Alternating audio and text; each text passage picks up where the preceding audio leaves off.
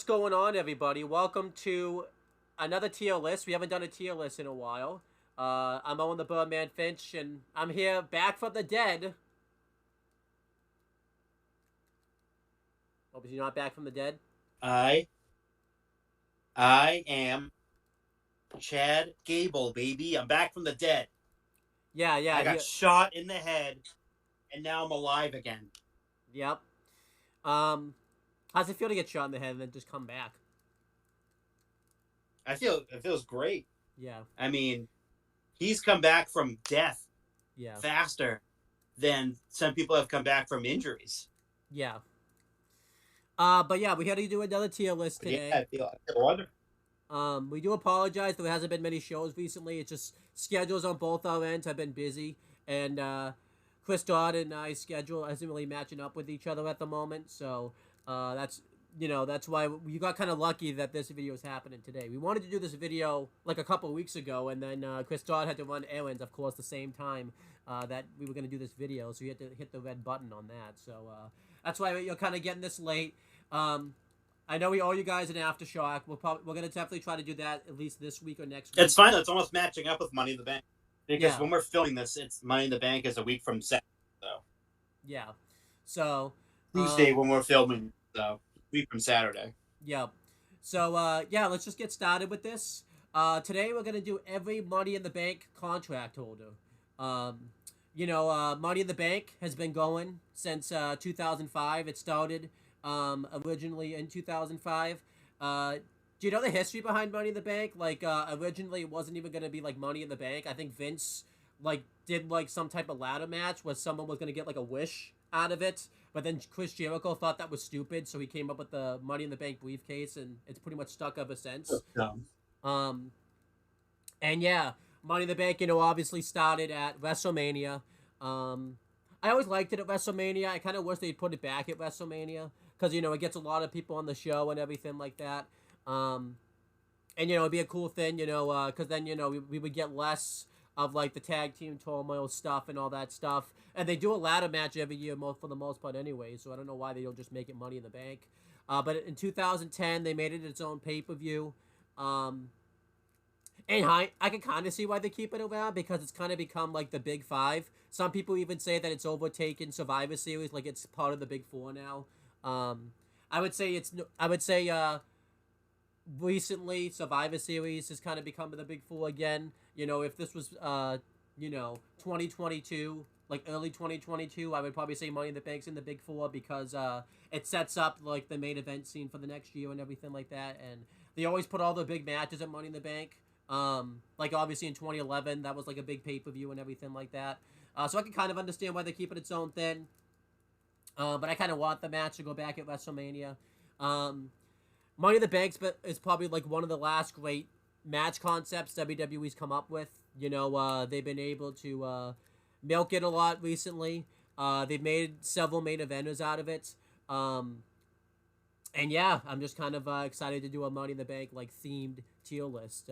We're doing contract holders just because we've had a lot of people hold the contract, and I think it'd be fun to kind of go back through and see what they did while they were Money in the Bank contract holders. So before I kind of talk about what the credentials are going to be when it comes to going through the Money in the Bank contract holders and stuff, anything you want to say about Money in the Bank history wise and all that type of stuff? I think it's a great event. I like it being at WrestleMania. I thought it was a nice touch every year at WrestleMania. I could see why they leveraged that into a pay per view at the time before PLEs because um, it's a big thing, and Yeah, everyone seemed to love the Money in the Bank match, so they made it into a pay per view. Like I totally understand why they did it, but the well was kind of run dry. I think uh, for a number of years. definitely. And there was definitely talk of it when Triple H took over a few years ago that it was only going to be at WrestleMania. They were going to take the Money in the Bank pay per view away and have it just be like a special thing. But they haven't done it yet, and I don't think they're doing it because they're making it up to be like a big deal, which it should be, because Yeah, it's a it's a special concept in their company, in the company's history. Like you win the fucking thing and you get a championship, a guaranteed championship match. Yep. Before it was for the World Heavyweight title or the WWE Championship and the Women's Championship, and now it's like you can challenge for any championship under the WWE banner, men and women. Like you can like for the men you can challenge for all the titles, and the women you can. I think it's still just the Women's World Championship and the Women's Championship. I'm pretty sure it's just the two. Yeah. Um, but it just it feels a lot bigger again, especially at the last year's in in London. That was that just really kind of reinvigorated. I think a lot of people back into the Money in the Bank concept again. Especially the cash-ins, too. I think we talked about this. There was a stretch where the Money in the Bank, like, they would just throw away the briefcase and all that type of stuff. I think from like that stretch of like 2017 to like I'd say 2023, they kind of like stopped making the briefcase feel special. But after what happened with the most recent winners, which we'll talk about in a little bit, I think they've definitely got like the value and the prestige back into the briefcase and everything like that, which is awesome. I think. Yeah, because it kind of died down for like it kind of died down for a very long time. Yeah, and It didn't feel special anymore. and we'll go through it like as we go through these winners and like well not winners but holders because some of them like I said didn't win the briefcase or no they didn't win the ladder match to get the briefcase so or yeah, win the championship either. yeah, so let's talk about it. Kind of the credentials I went with how we're gonna determine holders. Obviously how great it was when they won the briefcase. And obviously how great the cash-in was. But that's not going to be the only thing, because those reasons is going to be some of the reasons they go up into these tiers. But I'm also going to kind of determine what they did while they were holding the briefcase, because obviously some of them have held the briefcase longer than others. Some of them, didn't fare very well they were holding the case, because, there was cases where the person holding the briefcase would just go on like a massive losing streak for no reason while they had the briefcase. Yeah. Once we're going to get into some of these people, or some of them, like last year's winner, the men's one, we didn't even think was going to cash in successfully. So we're going to kind of go based on that type of thing. I guarantee you, most of the reasons they go up high is going to be their cash in, because some of them, I will admit, don't do shit while they have the actual case in their hands and all that type of stuff. So, but yeah, we'll just kind of get started. We'll go through the different tiers. It's the same tiers that we always have. It's Hall of Fame, which means it's like scale breaking. Great, great means it's great. It's not quite Hall of Fame. There was kind of a misstep. Good, they were a good holder. Average, and then obviously trash. I mean, I'm not gonna. We've done this like 5 times now. I don't think I need to go through each tier. Yeah. And obviously, you could tell by the colors. I went by what colors I like to determine what tier, so you could see why trash is the color that it is, because I don't like that color. So, it's just kind of how Your favorite it is. color. Yeah, right there, just right there. So yeah, let's just get started. We're gonna go by favorite. Yeah, huh? All-time favorite. Yep. But yeah, let's just get started. I went by order of when the person won the briefcase. Which is going to get tough for some of these entries because sometimes the briefcase, the Money in the Bank ladder matches took place the same night. 2020 gets harder because both ladder matches happened at the same time. So I went by who took the briefcase down first and everything like that. So yeah, let's just get started. We're gonna go through the first Money in the Bank winner. It's Edge. He won it in 2005 at WrestleMania 21. Obviously it's a very iconic WrestleMania. This is one of the reasons that WrestleMania is iconic, because a lot of the people that became very heavily showcased in the Ruthless Aggression era, became main event stars or were being set up to be main event stars. And Edge was one of them. Edge was always somebody that was on the precipice and they were building up pretty well to become a world champion. He just didn't really have a way to get there. They kind of started his heel turn with this desperate psycho character that just wanted to get his world championship, and this was the perfect way to get him to the briefcase. He was the perfect first choice to win it because everybody wanted to see Edge break out as a main event star. The way he wins the briefcase is awesome because he fucks over Chris Benoit, because Chris Benoit was about to win it, And this kind of made sense because when Edge turned heel originally, he turned heel on Chris Benoit, so it made all the sense in the world. And he was a great Money in the Bank briefcase holder. Um, he wrapped up his feud with Chris Benoit in the Last Man Standing match at Backlash 2005. He won the Gold Rush tournament on Raw, which a lot of people talk about as like one of the greatest tournaments that's ever happened in professional wrestling. He won that tournament. He paired up with Lita during this time and had his, I'd say, really good feud with Matt Hardy. It's still a really good feud, but they kind of fucked over Matt in that feud. But Edge benefited greatly from that. And then he had like a really good feud with Ric Flair for the Intercontinental Championship. And then obviously we've talked about this before on the Elimination Chamber tier list, but we're talking about it again. His cash-in is why the Money in the Bank briefcase cash-ins are known as the way they are. He got promised a world title shot up to a year. We never thought that he would wait until the champion was at their weakest state. It was after John Cena had gone through an Elimination Chamber match, and he started the chamber match, went all the way to the end. He was battered and bruised and beaten. And then he came out, cashed in his briefcase, and beat John Cena. And that's why Edge became known as the Ultimate Opportunist. That spoke to that character when he did that to John Cena. And, it was awesome to see Edge win his first World Championship. We're also going to kind of determine what they did afterwards as, Money in the Bank winners and when they won the titles. Unfortunately, Edge didn't hold the belt for very long after his cash-in. He only held it for 3 weeks. But from what he did with that title reign was awesome. He had the live sex celebration with Lita. He had a kick-ass TLC match with Ric Flair on Raw for the title. And then, obviously, he would go on to lose the briefcase. But, this also sparked one of the greatest rivalries of John Cena and even Edge's career, with each other. That feud went all the way to 2006 and, pretty much wrapped up in 2009. Yeah, I think, I don't think Edge was made quite like a main eventer from it, though, just because, they kind of fucked him over by having him lose the belt 3 weeks later to John Cena. It kind of took Mick Foley in the hardcore match they had at WrestleMania to kind of get Vince to finally see that there was something special in Edge. But I'm still going to put Edge in the Hall of Fame category just because his cash-in is why the Money in the Bank win worked so well. He did a lot. He put out of everyone who's probably we're going to talk about, he probably did the most with the time while he was holding the briefcase. And you could just see that he was being elevated along with the briefcase. And yeah, I think Edge's first Money in the Bank win goes into the Hall of Fame. Where would you put Edge's first Money in the Bank win? I put that right in the Hall of Fame category. It belongs. It's the first one.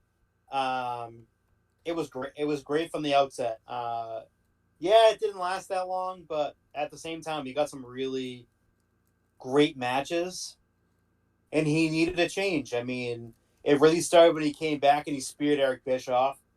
When he came back from the neck surgery, and then it just really picked up from there. But yeah, it's an iconic moment too. Yeah, it is in the history of WWE and the ladder, and one of the most it's one of the most iconic in WWE history. But definitely it's in the top 5 in the 2000s and into the 2010s and 2020s for sure. Yeah, definitely. The briefcase that he had is pretty iconic because it's the only time they ever used that briefcase. Because as we see, when someone would get hit with that briefcase, you could just tell it was a legitimate case because you could definitely tell they changed that. But it was still pretty awesome, that he won the briefcase and everything like that. And again, it's so cool. John Tuddy told the story at the Elimination Chamber tier list that Edge didn't even want to do the cash in that way. It was Vince that had to convince him, and Vince smiled at him and told Edge, "I told you so," right afterwards, which was pretty funny. So, yeah. So then we have the next one. Yeah, that's so cool. Yeah. Then we have the next one. It's WrestleMania 22 the next year. It's Rob Van Dam's Money in the Bank win. Yeah, overall, I think this is a pretty good one. Everyone wanted RVD to get this main event shot for a while. He was supposed to get it originally, in the ECW One Night Stand era, but then he was hurt. So he had just come back from injury not long before this. He was the final four in the Royal Rumble. And RVD was, one of the ones that was fucked over in the, Triple H Reign of Terror era of WWE. So, everyone really wanted to see him win a world title. He won the Money in the Bank ladder match. in a really good ladder match. You know, everyone popped really big when he won the briefcase, and it was in Chicago too, which is like a hardcore fans and everything like that. Um, he didn't do a lot while he was holding the briefcase. He was just kind of there. He had a really good, um, like winner take all briefcase versus IC title match with Shelton Benjamin at Backlash, and he kind of did the IC title stuff for a while. Um, and then what really makes his run with the briefcase great is how he cashes it in. He's like one of the only ones to announce in advance his cash in, and I actually kind of like he actually used the Money in the Bank briefcase to like benefit him because everyone says he cashed in fairly, but you really can make an argument it's really still not all that fairly because he basically made a stipulation that was going to benefit him. He told John Cena that you're going to have this in my house. We're going to have it at the Ballroom Center in New York at One Night Stand, a big ECW crowd where John Cena was going to be out of his comfort zone. And if anything, it already thrived in this concept. That match with John Cena is probably one of the most infamous anti-John Cena hatred, and I think it's just, great. So for his win and his cash in alone, I'm putting this in the great category. Especially his cash in. That crowd loses their mind when RVD wins the WWE Championship. And I just love that, like, and he didn't take the Edge approach and cash in cheaply, but he basically used it so that way, like, he get a stipulation that would benefit him. I wish more contract holders would do that. So where would you put RVD in the tier list? I would put him in the great category. I would absolutely put him in the great category. The cash in was awesome. The way that he set it up ahead of time. I thought the match with Cena was kick ass. As a very obviously a pro RVD crowd. I thought it was the right thing to do with him, like with the new ECW coming up for him to be champion. Like it just made the most sense. I mean, the thing we didn't talk about is like what happened afterwards. I mean, obviously he didn't hold the belt for very long because he got high pretty much. He got busted with pot. I don't know how long he was actually supposed to hold the WWE title for, but the ECW title, he's probably supposed to have a longer run because he was the first and only superstar to hold the WWE and ECW championships. And then, he got him and Sabu got busted with pot. So, but the fact that he still got the title, I think, goes into the great category. I'm just going to keep it there. Then we have an unfortunate. Then we have an unfortunate one, which I'll probably just let you talk about the next two because they're connected. But we have Mr. Kennedy. Why don't you talk about? Because this is an unfortunate Money in the Bank winner right here.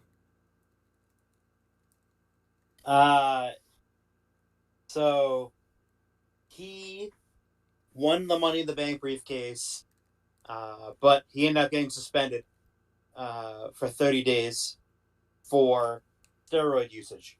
No. That's not what happened. The WWE around. That was I thought that was the reason why. No, what happened? Was that the Sun storyline? Yeah, that's the Sun storyline. So, what happened here was Oh, didn't he get hurt? Yeah, that's what happened. Yeah, that's right. So he ended up getting injured, and they wanted to get the briefcase off of him. And this is when Mr. Kennedy had turned babyface, and he was getting super. This is after his feud with Regal. He was getting really popular, and because he was hurt, they decided to pivot, and they had him put his Money in the Bank briefcase on the line against Edge, and Edge ended up winning. Yeah, and Edge won the Money in the Bank briefcase. Yeah, making it Edge's second Money in the Bank briefcase in 4 attempts. Yeah, and 4 Money in the Bank winners. Yeah, Kennedy is an unfortunate case because he announced he was going to cash it in at WrestleMania 24. He was like the first one to like announce way in advance he was going to do his cash in. And then he got hurt. I think he had like a shoulder injury or something. I don't know exactly what the injury was, but then they overdiagnosed his injury. They thought he was going to be out a while, but that wasn't the case. And unfortunately, once he came back, Edge had already cashed in the briefcase, so they had to get the briefcase on him very quickly. It really sucks. I think Kennedy was like cursed in WWE just because anytime he was going to get any type of a push, he would either get suspended or injured because he was supposed to be, like you said, Vince's illegitimate son, and he was just cursed. Unfortunately, because of that, I think we have to put his Money in the Bank win in the trash category just because of the unfortunate circumstances around his Money in the Bank win. Where would you put it?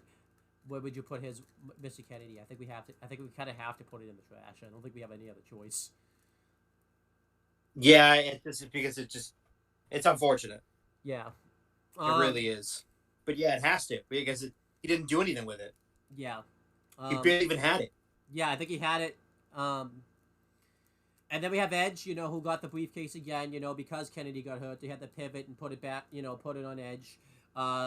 I do like the idea that you could defend the briefcase and lose it. That's a solid idea. It just kind of sucks it happened this time, but it was, something cool, that different. I kind of wish the briefcase holder would defend their briefcase a little bit more, just because it would make it, make the briefcase have more stakes. Edge kind of cowardly, using his ultimate opportunist gimmick to get the briefcase, to get the World Heavyweight Championship was awesome. And then, he would go on SmackDown to cash it in on The Undertaker. One of the first times I saw Edge, and I was a big Undertaker. I mean, still am a big Undertaker guy, so I hated Edge when he did this to The Undertaker. I was like, no, don't do this. Don't let this happen. I was, like, not happy about this.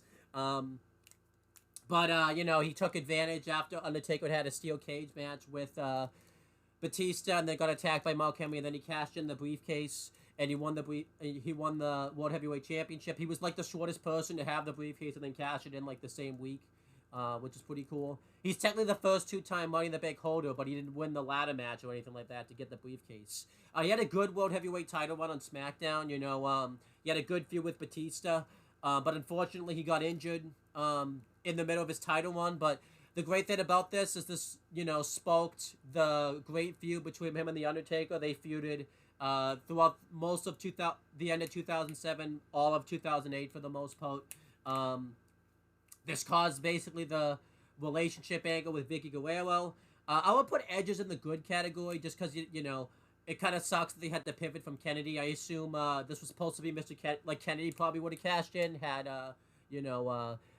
he had been healthy. Because Taker also got hurt too, doing his title reign. So that's why they also had to pivot. So I'm going to put Edge's second Money in the Bank run into the good category. Where would you put Edge's second one? I put it in the good category. Yeah, I put that in the good category too. Then we have CM Punk's first Money in the Bank win. He won it at WrestleMania 24. It was very surprisingly because it kind of happened out of nowhere, but no one really hated it because everyone kind of wanted to see CM Punk break out. He had done kind of everything he could do in the ECW brand. He wasn't meant to win it. It was supposed to be Jeff Hardy, but then he got suspended. So they had to pivot to somebody else, and they pivoted to Punk. Of course, it's like it was kind of cursed a little bit there. Yeah. With Kennedy being hurt and fucking Jeff suspended. And then LVD getting suspended before that. So, but yeah, it was kind of cursed a little bit. Yeah. Overall, it was good though. Everyone loved it when CM Punk won. He didn't really do a lot while he held the briefcase. He was still kind of doing the ECW thing. He lost a lot in doing this time. I think he went on a massive losing streak. I don't think a massive one as much as the others, but he lost a lot. The great thing about his run with the briefcase was his cash in. He got drafted to Raw, and Raw was left without a world championship because Triple H and Edge were both drafted to SmackDown, and Triple H was the WWE champion, and Edge was the World Heavyweight champion. So Edge stupidly decided, hey, I'm just going to go to Raw and rub it in everyone's face that you can't challenge for my title. And then he got destroyed by Batista for fucking him over so many times when it came to him being World Heavyweight champion. And then CM Punk cashed in on Edge, which meant that, he brought the World Heavyweight Championship to Raw.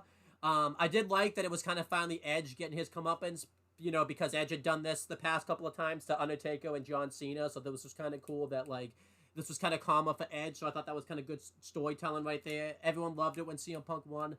Unfortunately, he wasn't a great world champion at this time. He was fine, but he was still kind of a vanilla babyface kind of.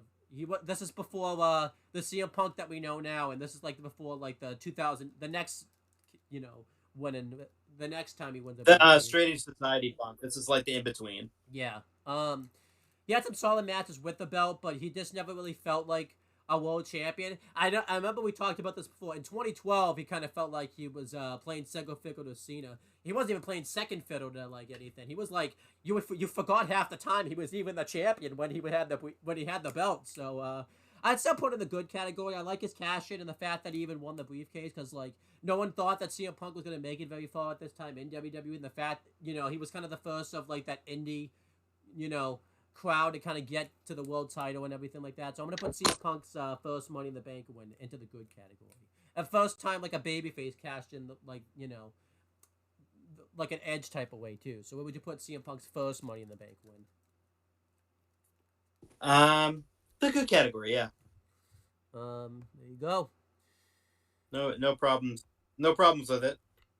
Punk was still over, but you're right in that. And it was like it was before the Punk that we see now, and it was even before the Straight Edge Society and the New Nexus and SG was seen. It was like he was really over, but Vince didn't care. So he was just like, and Paul Heyman at this time was gone. So it was like his only advocate, convenient enough, he became his advocate later, was gone. Yeah. So he kind of became like very bland, cut and dry, like still very, very over, but very not like where he is now.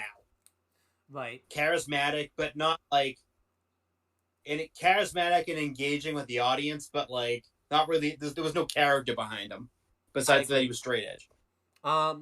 Then we have a second one with the briefcase. He's the first one to actually win the ladder match twice, obviously, and become a two-time holder, because obviously when Edge did it, he just won it in a match. Yeah, this is interesting because CM Punk was still the babyface. He had done a lot after he won the world title. He won the tag titles. He won the IC title. No one really liked it originally when he won the briefcase. He got kind of booed when he won it because I think a lot of people wanted other people to win the briefcase over him, they kind of wanted to see something else happen. So they kind of had to pivot a little bit. He didn't do much this time around when he won the briefcase. He feuded with like Umaga for no reason. Well, Umaga just cost him the world title anytime he tried to cash it in, and then like Umaga never explained why he did it. He just did it. He had like Umaga's last feud in WWE before he got fired and went on to pass away and everything like that. And then the cash in though is what makes this one because he turned heel from his cash in because he did the exact same thing he did in his first cash in. Nothing different. It's just the person he cashed in on was a beloved babyface, Jeff Hardy. Everybody, but CM Punk didn't act any different from it. He didn't do anything different. It's the coolest way I think someone's ever turned heel, pretty much, is they just cashed in, did the exact same thing, but everybody hated him for it. And CM Punk was even like, why you hate me? You didn't hate it when I did it last year to Edge. Well, that's because everyone hated Edge. Everyone loved Jeff Hardy. It sparked the great Jeff Hardy CM Punk feud we got in 2009 and sparked, the Straight Edge Society character. I kind of wish he would have held the belt longer. I'm pretty sure he loses it to Jeff Hardy, then wins it back, and then, he gets kind of fucked over a little bit because, like, he gets jobbed out, when we lose the belt to Hell in a Cell, and the less said about that, the better. But, you could convince me to put this into great because I love the way that he turns heel from his cash in, but I am, I am gonna put it just into the good category, but it's probably better than his first Money in the Bank one. So where would you put CM Punk's second Money in the Bank run?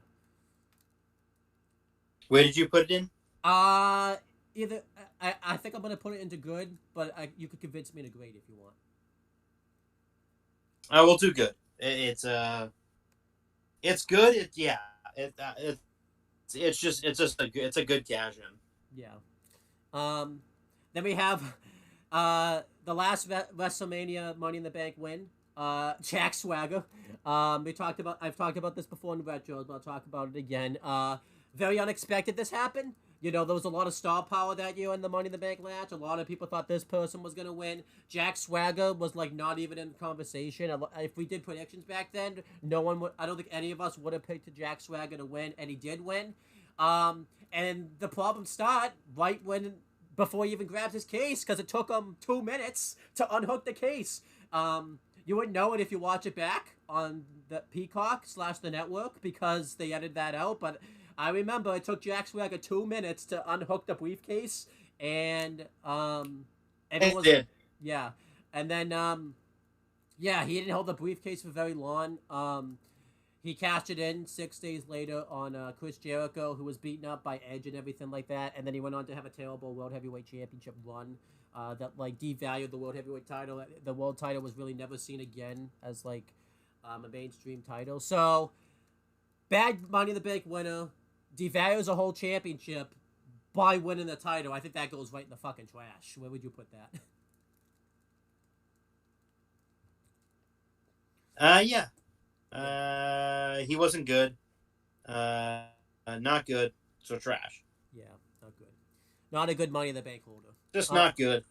I think the biggest thing is like he doesn't look very happy when he even wins the belt. He's got like a very blank face on him too, which is just not good. He always lost to when he had the championship. Yeah. So, then it's just like, yeah.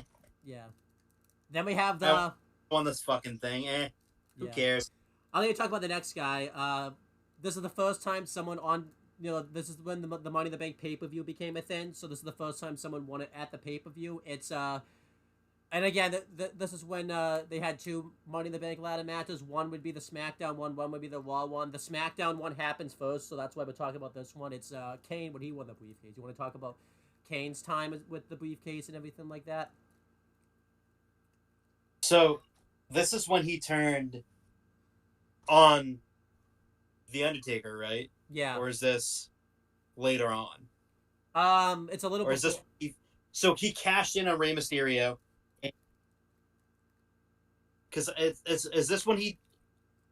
Is this when he cashed in on Rey? Or was that after? Yeah, this is when he cashes in on Rey like the same night. Yeah. Yeah, because this is where he. This is that weird. I think if I'm remembering this correctly, this is the weird storyline he had with Rey, where he like was obsessed with his mask for some reason. No, that's not right. No, I'm sorry. Like it was very, very. I guess I'll take this one. So what this one was? I don't remember this one at all because I remember him winning the Money in the Bank briefcase set, but I don't remember who he took the title from. Yeah, so he won the briefcase. The first one, I don't think anyone hated it because everyone wanted it because Kane never really had like a world title one because the one time he held the belt before this was like for one day. So everyone kind of wanted to see Kane get a legitimate world title one. This is when, if you remember, when the Undertaker got put in a vegetative state and Kane was on like a mission to try to find out who put the Undertaker in a vegetative state, and it was him. Yeah, and he cashed in like this is cool though. He's the first one to cash in the same night. He cashed in later on that night on Way, and then he went on to have a pretty bad world title reign. Unfortunately, his feud with the Undertaker wasn't as good as in the past, just because they kind of did a lot of swerves behind it. They brought like Paul Bearer back, and then he turned on Undertaker like 2 weeks later. The matches really didn't hit the strides that they did back in the Attitude Era. Also, different time frame. They were kind of doing a lot of like you could definitely see this was the Undertaker's like end of just kind of being like, I wouldn't say a full timer, but he wasn't. This was like Undertaker's last full one he had before he became like he would only show up every once a year or so. So if I had to rank this somewhere, I'd probably put this in average. I do kind of like the fact that someone cashed in the same night. This is the first time we've seen that happen. And it's not going to be the last. There's a lot of those. That's going to get annoying. There's a lot of them. And, but, I feel like Kane's time with the title wasn't very good. And then, it just was terrible. So, where would you put Kane's? I put Kane's in the average. It's definitely average. It's nothing special. It was completely obvious that he was the person who put Undertaker in a vegetative state. They were trying to get that last Undertaker Kane feud, like, to give it like legs again. Yeah, they didn't really, because that was the last time they feuded. Because they had like a bunch of tag matches in like 2006, 2007 together, and then they didn't team up again for the longest time again. Yeah. And it was like, I think it was right when Kane like put his mask back on, they started teaming back up again. Yeah. Then we have later in the night, The Miz. Obviously The Miz was always gonna, he was being pushed very heavily at this time. He had won the U.S. title a couple of times. He was the tag champ at the same time, and he won the briefcase, which everyone, which was pretty cool for him. It made sense for him to win the briefcase. He was the first one to have a title while he won the briefcase. And he had some good. He had a decent run while he was Money in the Bank holder. He finished his feud with Daniel Bryan for the U.S. title. In that time, he captained Team Raw to face Team SmackDown. He always teased he was gonna cash in, but this was kind of the first time where they would like have someone tease it, but he would get like laid out or something like that. And then his cash in was pretty good. He cashed in the night after Survivor Series that year. And it was after Randy Orton had been beaten down by the Nexus and Wade Barrett. He had a title match with Wade Barrett, and then he cashed it in the briefcase. A lot of people thought he was going to be the first one to fail his cash in because no one really thought Miz was credible enough to be a world champion. But he's the first one to cash in cheaply and have like a full on match too. Like there was points where you thought Randy Orton was going to win the match still, but the Miz still ended up winning. And it was cool that Miz won the title. Obviously there's the big image is the Miz fangirl that's very angry when Miz wins, which is pretty funny. Unfortunately, the Miz's title reign wasn't very good. He always looked like a joke champion. He always looked like he needed help to win matches, whether that was the tables match with Randy Orton. He needed help to beat Jerry Lawler, which was kind of goofy. And then he had a terrible WrestleMania main event where like he played second fiddle to just The Rock and John Cena. He lost the belts to Cena in the Extreme Rules Triple Threat Steel Cage match, and then he lost the I Quit match, and he never like stiffed the main event scene again really all that much. I'd still put the Miz's Money in the Bank when it in the good category. I think he cut some good promos during that time, and his cash in was still pretty good. If I had to say that big thing is maybe they should have waited because it was also a really weird time because it was when the Nexus really should have been showcased heavily. And then Wade Barrett probably at that time should have been world champion and faced Cena at Mania. And then the Miz should have probably cashed in after WrestleMania. That's when his title reign probably should have happened. But that's what happens when you fuck up the Nexus. So I'm gonna put the Miz in the good category though. I think he was a good Money in the Bank holder. He was like really one of the only good things that was kind of taking place during this time. In 2010 of WWE, he was like probably the best thing. So where would you put the Miz's Money in the Bank win? I put it in the good. Yeah. Yeah, it's good. Yeah, it's good. And then we have Daniel Bryan's in 2011. This is at the at that pay-per-view. Huge moment when this happened. Daniel Bryan wasn't doing much at this time. And it was really unexpected that he won the briefcase. It was very reminiscent to when CM Punk won it the first time in 2008, where it just kind of happened out of nowhere, but nobody really hated it. And you could make the argument CM Punk's pipe bomb kind of sparked this to happen because this was kind of that start of like the indie phase really starting to take over and everything like that.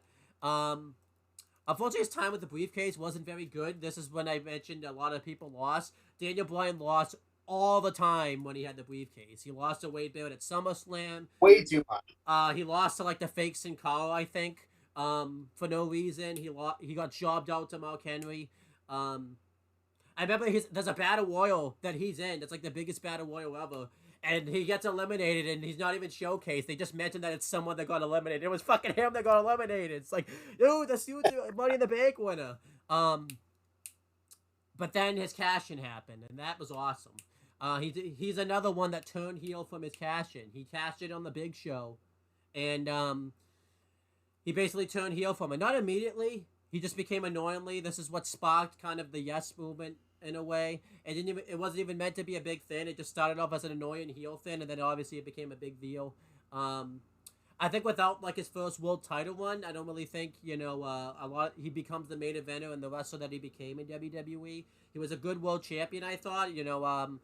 I remember this is where the relationship with AJ Lee happens and everything like that. And yeah, this was kind of the first time Daniel Bryan got somewhat of success in WWE. So I'd put his Money in the Bank. His run, if we just did his run, it'd be average. But because of his cash in, it bumps it up to good. So where would you put Daniel Bryan? I put it right in the good category. It's good. I agree. It's good. It's a good one. And then we have later in the night, Alberto Del Rio. Notable prick Alberto Del Rio right here. This is terrible. the Money in the Bank ladder match he wins is filled with botches and everything like that, but it's not bad. You can kind of understand why he wins it, because, obviously he was meant to probably take the World Heavyweight Championship from Edge, but then Edge got injured. Well, not injured. He had to, not just injured. His career was over. Like immediately. So they put the title on Christian as like a feel good moment, which they also ruined. And then yeah, they wanted to kind of like pivot. They wanted to Vince wanted to make Del Rio a champion. He wanted him to be the next Eddie Guerrero. It's just unfortunate the time frame he decided to do it, because it was doing the Summer Punk thing that everybody liked. When CM Punk was a really over baby face. He cashed in on CM Punk right after he beat John Cena at SummerSlam and got attacked by Kevin Nash, and then he cashed it in, and it sucked. I don't just say that because I hate Del Rio. It generally sucked. This was CM Punk's time. Everybody was loving Punk at this time. This is another thing. This is one thing I don't get about WWE. You have a fucking year to do this, and you fucking decided to do it at the worst possible time. And then he went on to have, like, again, a 3-week reign with the title. He dropped it right afterwards to John Cena, then just won it back 2 weeks later, then lost it again. Like, Del Rio's just someone they've always tried to push. It never worked. Heel or face. Del Rio sucks. I'm putting him in the trash. Where'd you put Del Rio? This Money in the Bank wins fucking trash. It's trash. He was just never good. Yeah. Again, bad timing, too. Just bad timing all around. Yeah. Then we have Money in the Bank 2012. We have Dolph Ziggler. Yeah, this was a good one. This is when they ended. This is when the brand split was pretty much over. So this one's legendary. Yeah. He won the briefcase. Everyone wanted Dolph to get a push for a long time. He would always get the world title shots. This is kind of like when everyone really wanted him to get pushed, though. He had a few world title shots with Sheamus and everything like that. And the pop that he gets when he wins the briefcase is huge. And his run with the briefcase was good. He kind of fell into that Daniel Bryan category, though, where he just lost all the time, though. He lost to Randy. He lost to Jericho for no reason at SummerSlam, and then just beat him the next night. He had good promos. He had good matches with the briefcase. Also, that AJ Lee John Cena storyline took place while he was the briefcase holder, which kind of sucked. But he beat Cena during that time. He made event at TLC against John Cena, which was pretty cool for him. He was the number one entrant and did the Iron Man performance in the Rumble at that time. And then, he would always tease his cash-in, but never be successful because he'd always get laid out. And then his cash-in is the legendary part of it, though. He came out the night after WrestleMania 29 after Del Rio was injured. And, yeah, probably one of the greatest cash-in. Great pop. It was that post-WrestleMania crowd. And we actually all thought he was going to lose because him and Del Rio go on to have, like, more of a match than I think The Miz and Randy had. And when Del Rio got him in the cross arm breaker, we all thought Ziggler was going to lose, but then he won. And that pop was just insane when he won the Money in the Bank. It was insane. Yeah, when he won the championship. It was crazy. And then, unfortunately, he didn't get to have the World Heavyweight title one that he deserved.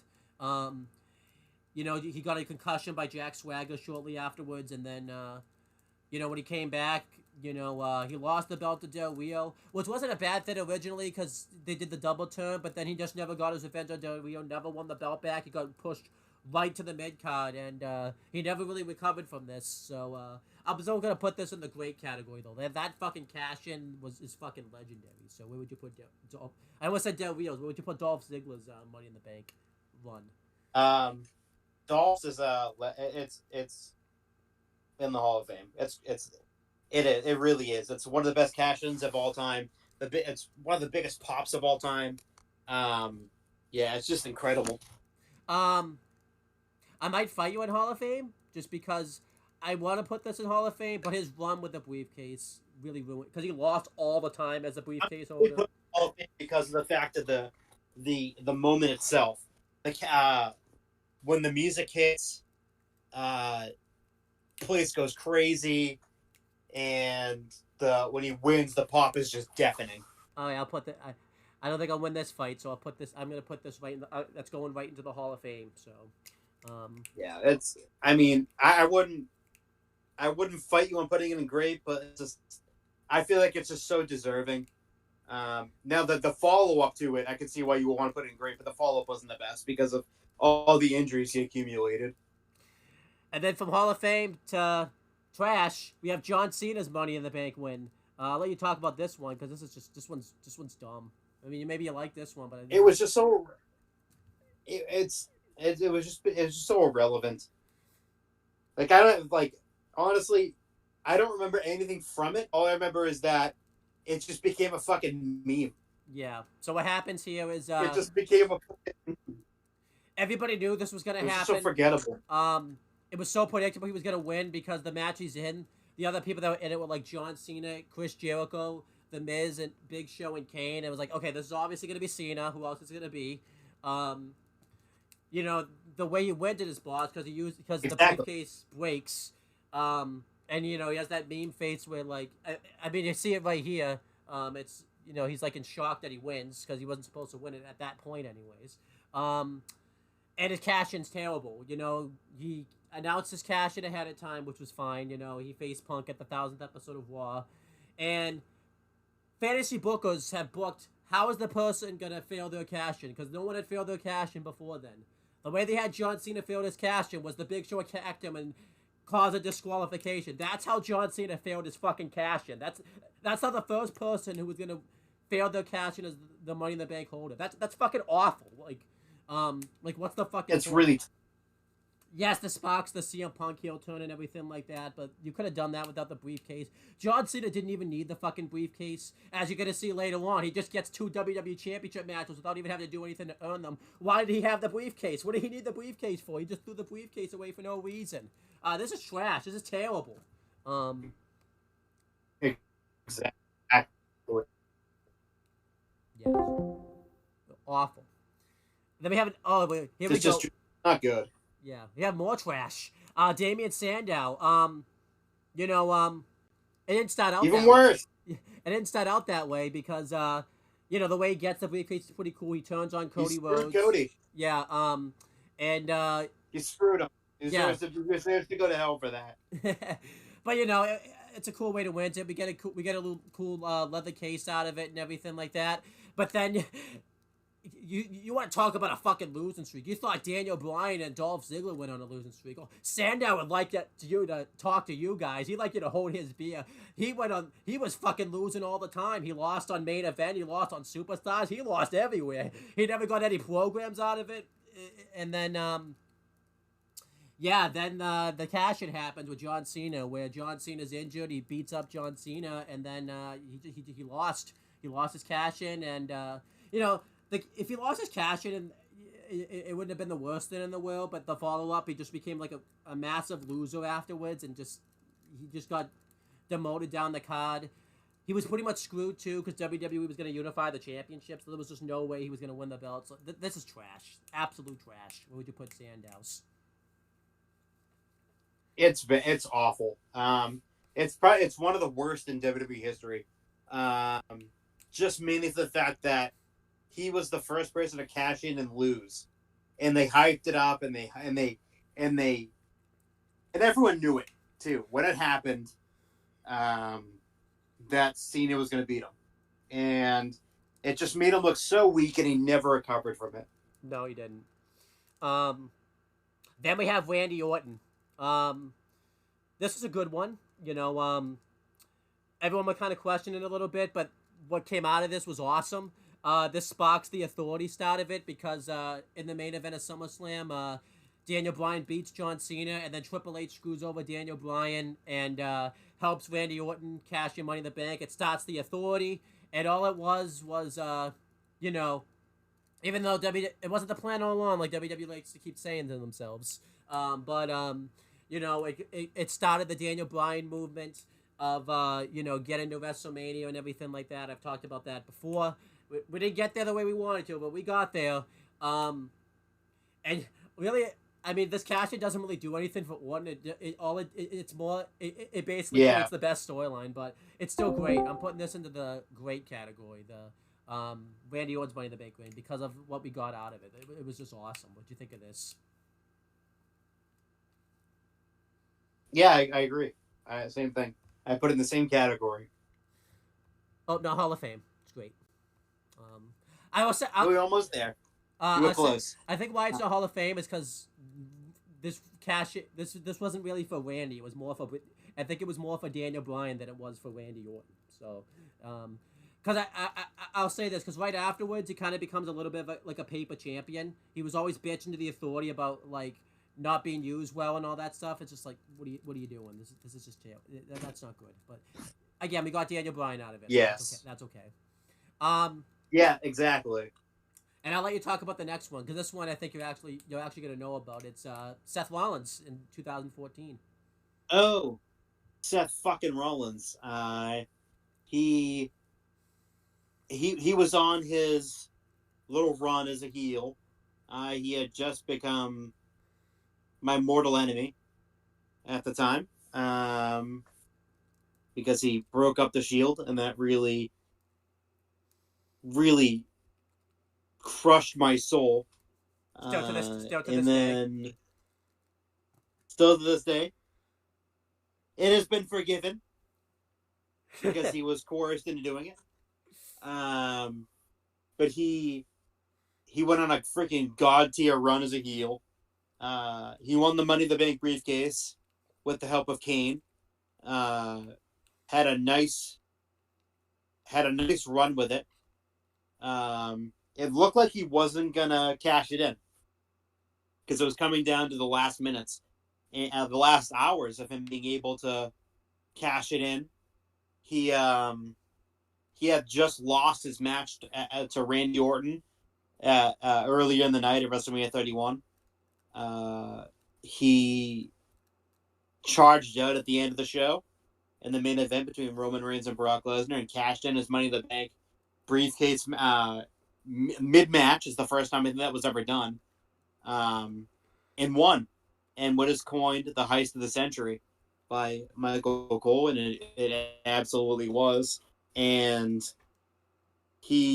after this, he went on to have feuds with Kane, and Sting, and he ended up blowing his fucking knee out completely, just on a fucking innocent power bomb in a house show. He was trying to put Kane through a table, and when he went to go do the sunset flip power bomb, he flipped over, boom, knee gave out, missed over a year of his career due to it, and had to, relinquish the title, which sucked. But he came back, and pedigreed Roman Reigns at Money in the Bank, and that set off another great run for him because it wasn't long after that he was competing for the Universal title, first ever. And he ended up competing in that match after Finn Balor had to relinquish the title due to his injury. And then he ended up turning face out of it, so we ended up getting an incredible run out of Seth Rollins after that too. So It wasn't like he had a amazing run as a heel and then he fell off as a babyface. His babyface run was he was a phenomenal, like a roster carrying babyface. Like, he really was an incredible babyface. Yeah. But yeah, I put this in the Hall of Fame. It's such an insane thing because you didn't expect it. Because during the show, we're like, oh my god, Seth is still like Money in the Bank briefcase winner, and like that was like the theme throughout the show. After Seth lost, was like he's running out of time, like he might not cash it in, and he's gonna lose his Money in the Bank briefcase because of it. And it was just like it was an overarching theme during the pay-per-view. Yeah, this is great. To have him on at the end was amazing. This is a great one. Amazing. I think what makes this one so great too is I just talked about the trash ones like recently and stuff. Like no one really got elevated from winning the briefcase. It was kind of starting to become a little stale. Seth's run with the briefcase like really brought the prestige back to the briefcase. He always won. He had really he was treated. Huh? And the briefcase was like in every storyline too. Like everyone wanted to cash it. Yeah. And then He continued his feud with Dean Ambrose during this time, and then he was part of the Survivor Series main event when Sting debuted. He was in that triple threat match where he had the case. The Randy Orton storyline. He just had a tremendous run like with the briefcase, and this really made him into the main event. Maybe not that he is now, but like that he became, like you said, like that run up until like he turns into the Monday Night Messiah part of his character. Like, yeah, this is Hall of Fame. It's probably one of the greatest cash-ins of all time. When he cashes in at WrestleMania, it was so cool that he did it mid-match too. Like, because no one ever says you can't do it mid-match. And he basically turned it into a triple threat. Yeah. And everyone wanted this to happen too, just because no one wanted to see Roman Reigns win the title because it was like the midst of when Roman Reigns was being overpushed, and it worked so well, that he fucked over Roman Reigns out of it, type of thing. And you can make an argument, that's why Roman Reigns had to become the tribal chief. So it's all Seth's fault. But then we have we go back to we have Sheamus. This is terrible. Sheamus. Just awful. Yeah, Sheamus had come back. He changed his look up. He went heel, and it started off very well. Everyone thought like he was gonna be good as like a heel again because he had been very stale as a babyface. But then he won the briefcase, and again he went on a losing streak. He never won. He was never treated like a main eventer, and then his cash-in sucked. Roman Reigns won the title in the tournament, and he cashed in on Roman Reigns. It sounds like a good idea in theory, but like no one really wanted to see Sheamus hold the belt. This is when they needed new heels because everybody was getting injured at this time, and Sheamus just wasn't it. It was just absolutely trash. The briefcase didn't benefit him. He had a terrible title reign. The League of Nations came out of this. This is trash. This is a terrible Money in the Bank win right here. Yeah, I agree. Just not good. It was not good. I agree with Sheamus getting stale as a face. He is doing it now what he was doing back then. But it's way more over. And it was getting very stale. There's only so much of like the Great White you could have done. And, he was a very good heel. But yeah, it definitely kind of was getting stale until Cesaro kind of came into the picture. Yeah. But it was not a very good Money in the Bank win, and then that's after his feud with Roman Reigns. After Roman literally beat the shit out of him and got the biggest pop since the Shield days. At that point, that was interesting. Got an interesting conversation. Yeah, we got an interesting conversation out of it on the Mass Soy Wrestling Corner, still to this day. So yes, we did. Yeah, like that. It's not. It's just not very good. Yeah. Then we have since you talked about Seth Rollins, we'll just keep the consistency because Dean's is what Seth's is kind of is what make Dean's want to talk about Dean Ambrose's Money in the Bank contract, his one with the briefcase.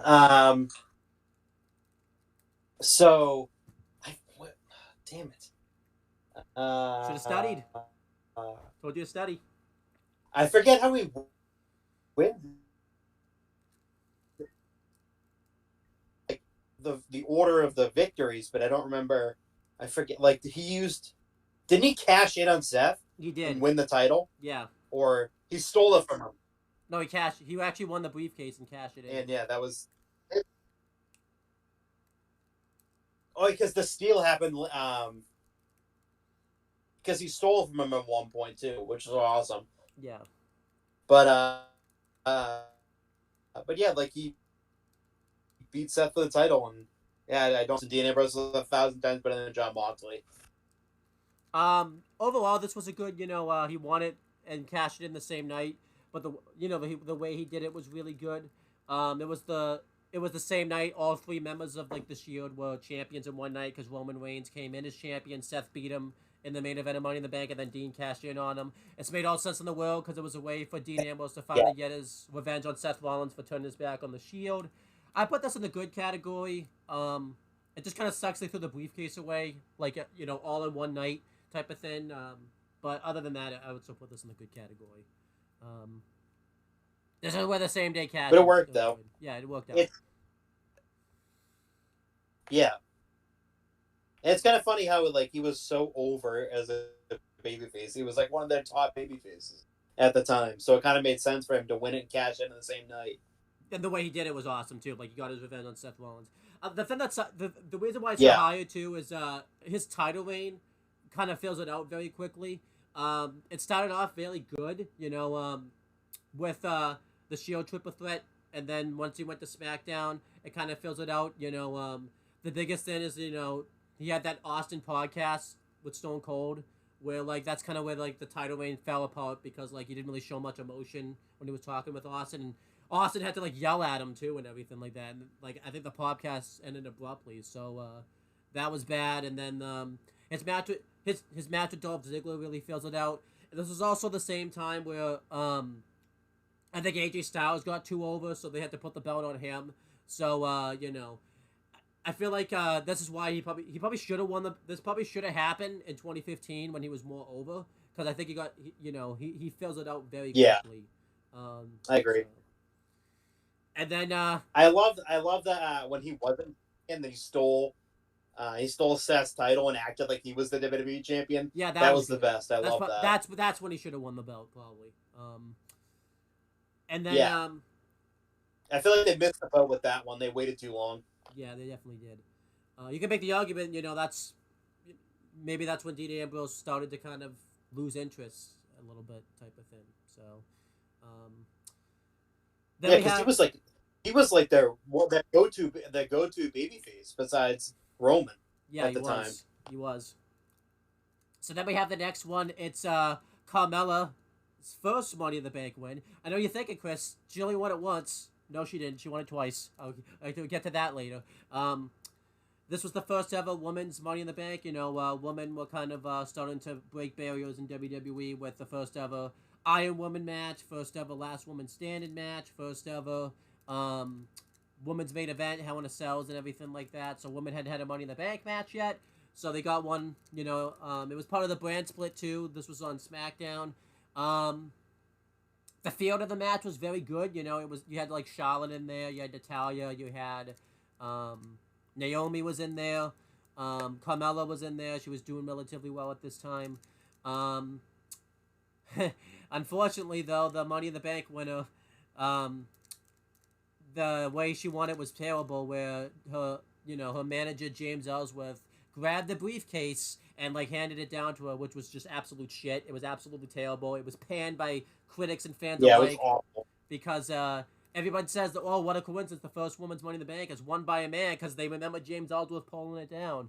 And then the reason why I say this is a first one is because they basically had to go redo the match, and Daniel Bryan stripped of the briefcase, and they just did the match over again on SmackDown. So it's just like, okay, so this is trash. This is trash.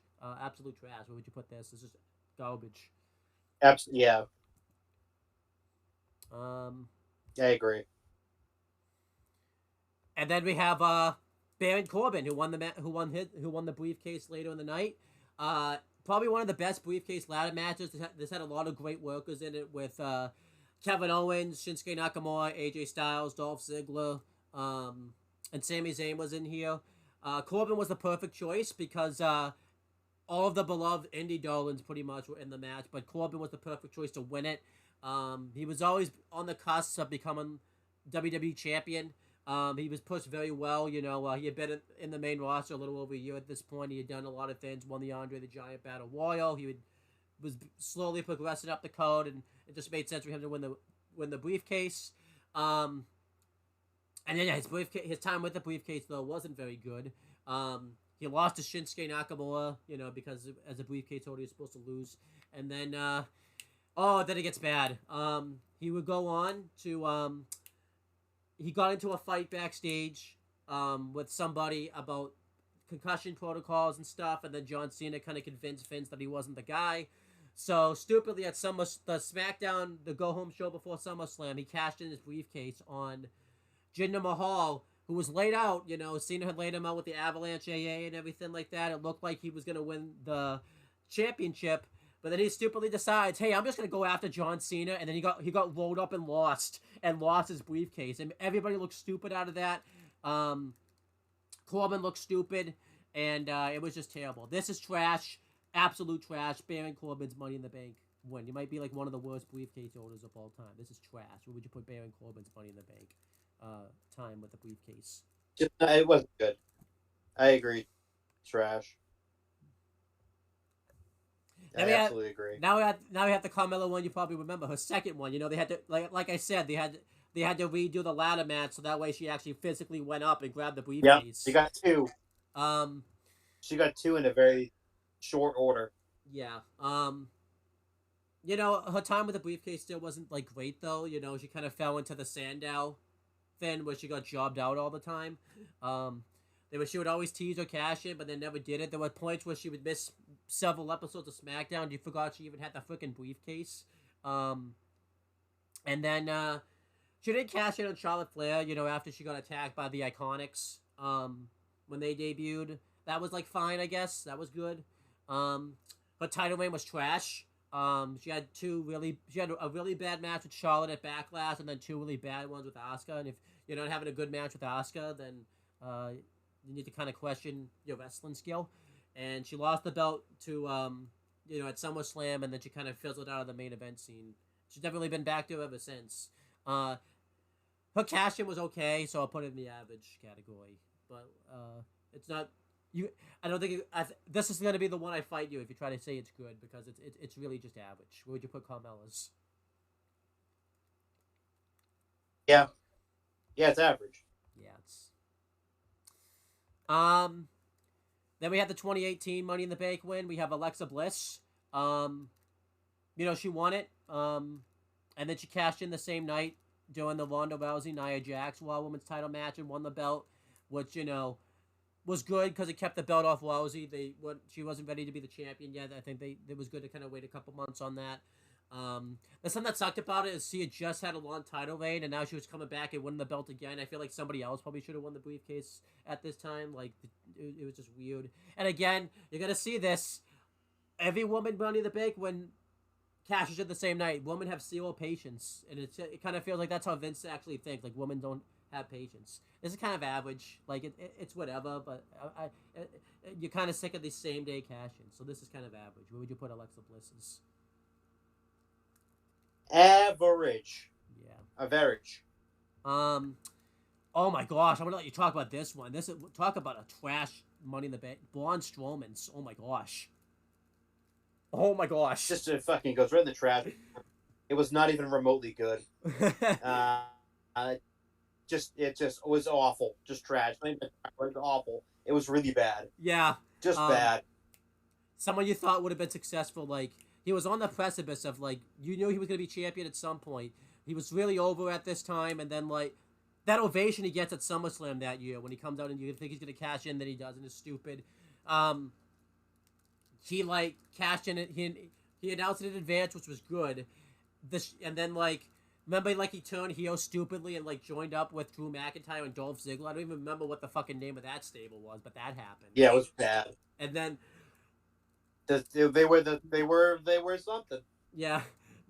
Why don't you talk about the way he fails, though? They were the somethings. I'll let you have a field day with that. Talk about how Braun Strowman talk about how he failed his cash-in, because that's stupid. The way he fails his cash-in is really stupid.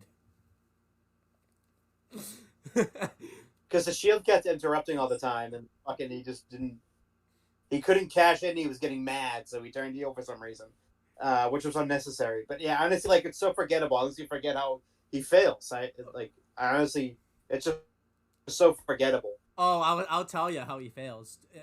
You're gonna remember once I start saying it. You're gonna be like, oh yeah, completely yeah. Forgettable. So he announced his cash in. He was gonna cash in at Hell in a Cell match with Roman Reigns. Mick Foley was the guest referee, and the Cell match was going on relatively fine. It was whatever. The way he fails his fucking cash in is because Brock Lesnar shows back up, breaks the fucking door down, and blades both guys out, and the Hell in a Cell match just fucking ends randomly out of nowhere. That's how he failed his fucking cash-in. Yep. I remember that now. I told you were going to say that. That was fucking awful. You probably forget it. Yeah. A Hell in a Cell match. I remember that now. A Hell in a Cell match just fucking It was ended. forgettable until that point. Yep, I remember that now. A Hell in a Yep. Cell. A Hell in a Cell match. Hell in a Cell matches shouldn't end in a no contest. I think you forget about it because the next year's Hell in a Cell match ends in a. It's an ending in a no contest. That's how Braun Strowman failed his fucking cash Stupid. in. You didn't even know he failed his cash in until like the next day on Raw either. That's like that. Dumb, That's dumb, dumb. That's a twat. And Braun never recovered from this. I don't think. By the way, I want to point that he never recovered from this. He did. It only got worse. This is quick, Bailey. Why don't you talk about this quickly? It's very quick. I don't remember it. She wins. That's how much I fucking don't. She wins. Cashes in the Was same. she a same day cash in too? She was same day. I told you a lot of the women the same day cash. She Yep, wins. same day cash. Same day cash in, and then on Charlotte Flair, who was Charlotte Flair was a heel. She was a mega baby face. And it'd be one thing if Bailey turned heel from this, but that doesn't even happen. She doesn't turn heel until like months later. It's kind of average. I hate the same day cash-ins. Yeah, exactly. Oh, I don't hate the same day cash-ins. I just don't like them. You can't flesh out the story. Yeah. Brock Lesnar. You talk about Brock Lesnar's cash Money in the Bank one. It's like weird. Yeah.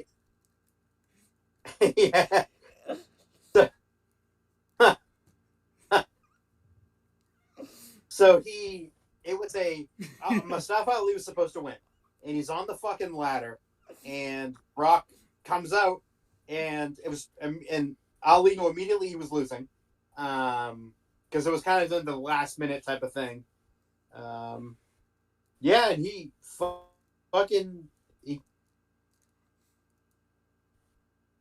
wins the fucking Money in the Bank match.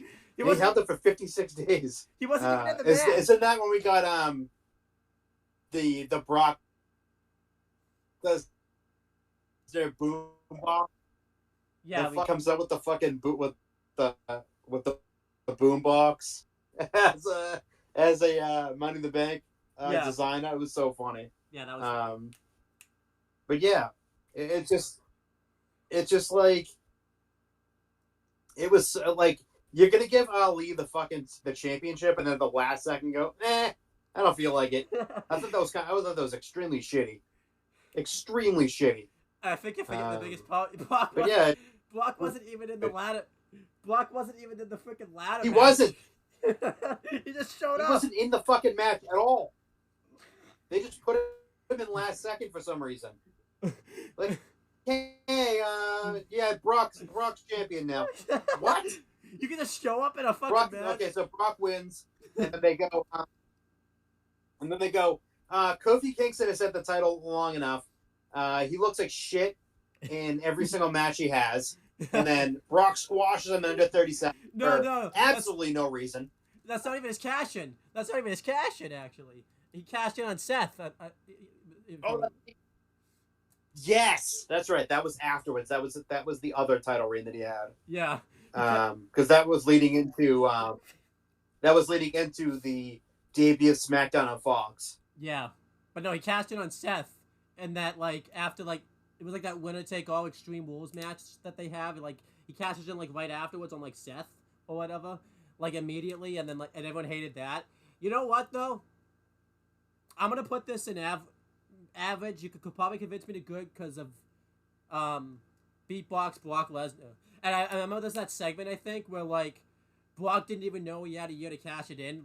There's that segment where, he's reading the papers, and he, slams the papers, right into Heyman. That's hilarious. So I feel like just because of that, Brock's actual run with the briefcase was actually solid. But I'll put it average because the way he gets the briefcase is stupid, and the way he cashes in is stupid. Yeah. Oh, here's the weird ones. Again, the 2020 Money in the Bank ladder matches took place the same day, the same time, actually. So we went by who pulled the briefcase down first. And it was Asuka. Yeah.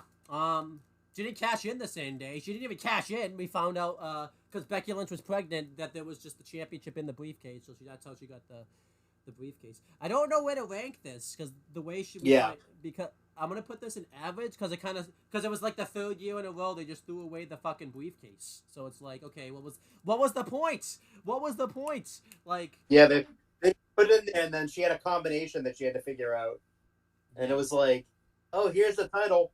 I was like, okay, that's I very weird. I remember it was so weird, like, because then like the next day on Raw, like, um, Becky just comes out like with the briefcase. Like Asuka does. Like, what did they say backstage? Can we just have your briefcase real quick? We have a surprise for you. Like, what did Asuka say? Like, what if she went to cash in the briefcase like on Becky before that? Like, what if she went to cash it in? Like, would she not care to cash it in? Like, what the hell? A title would fall out. Yeah. I'm gonna put this in average. I do like the segment where we find out she gets the briefcase, but like, it just I know Becky got pregnant, but this just showed that later stage Vince McMahon did not. Because Becky shouldn't even been the champion anyway. She should have lost it at WrestleMania to Shayna Baszler, who should have won the fucking belt. So this is average. Yeah, Like, I what agree. the fuck? Average. Again, I think it was pandemic too. They were throwing shit at the wall to see what stuck, and this kind of stuck, I guess. Um, this one's tragic. Yeah. Talk about Is it- Otis. So, Otis won the fucking briefcase, and in the same match, it was kind of shocking at the time, but not really because Otis was over. Yeah. You know how He held it. He held it for a while, almost 200 days as briefcase holder, and then he had a match against the Miz against Hell in a Cell, at Hell in a Cell in the was the Performance Center? I think it was the Thunderdome at the time. Yeah, it was Thunderdome. And he lost. He lost his fucking briefcase. And his partner. Didn't it was Tucker turned on him. Just fucking stupid. Just a whole bunch of stupidness. Yeah. Then the Miz goes on to win the fucking championship at Elimination Chamber 2021. Yeah. I think it's just an average. It's average. It's borderline trash. I'm gonna go trash just because Yeah, we'll I don't hate put in trash. I hate, agree with that. I don't hate Otis winning the briefcase. This is kind of like I loved it. Yeah. But then there was just no time frame where he could have cashed it in because Drew was doing really well as champion, and then Roman Reigns had come back and started being the tribal chief, so he really couldn't cash in on Roman. It got to the point where they were, there were reports coming out that he was going to cash in on the tag titles with Tucker's Heavy Machinery. I would have preferred he just cashed in on Roman fair and square and lost. It would have been better than what happened to him. But that's not what happened. And not only that, this fucked over everybody's careers. Him losing the briefcase fucked over Tucker because Tucker became bland and got released afterwards. Maybe Tucker wouldn't have still been there now with how frequently they were releasing everybody. But yeah, and Otis went through a rut until like the Alpha Academy stuff starts to happen. Like he suffered big time from this. So I gotta put this in trash because everyone came off looking bad. Yeah. And then you just talked about this one, the Miz, who beat him for the briefcase.